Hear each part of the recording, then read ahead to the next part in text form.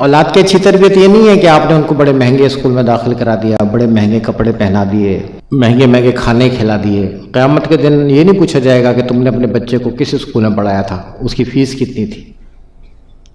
قیامت کے دن یہ کہا جائے گا بھئی تمہیں اولاد دی، تو میں کہوں گا الحمدللہ اللہ تعالیٰ نے اولاد سے نوازا، تو فرشتہ یہ نہیں پوچھے گا کہ بھئی اسے تم نے کہاں پڑھایا تھا، اس کی فیس کتنی تھی۔ وہ پوچھے گا تمہیں اولاد دی، تم نے اس کی تربیت کیسی کی۔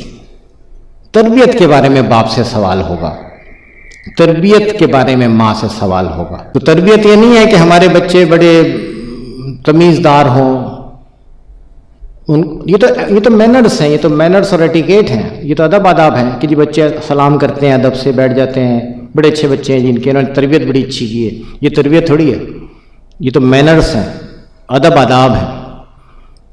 ایک مسلمان گھرانے کی اچھی تربیت کا مطلب یہ ہے کہ ہر بیٹا اور ہر بیٹی حضرت محمد رسول اللہ صلی اللہ علیہ وسلم کی ایک اچھی امتی بنے۔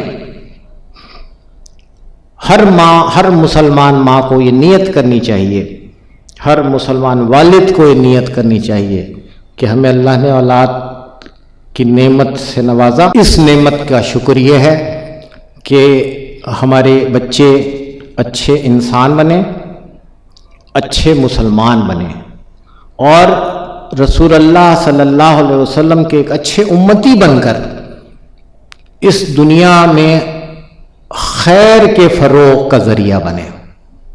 ہم سے، ہماری اولاد سے اس دنیا میں خیر پھیلے، اچھائیاں پھیلیں، برائیوں کا انسداد ہو۔ اللہ تعالیٰ سب والدین کو اولاد کی اچھی تربیت کرنے کی توفیق عطا فرمائے۔ آپ کے اہل خانہ، آپ کے اعزاء، آپ کے متعلقین سب پر اللہ تعالیٰ کا فضل و کرم ہو، اللہ تعالیٰ کی رحمتیں آپ پر نازل ہوں، برکتیں آپ پر نازل ہوں۔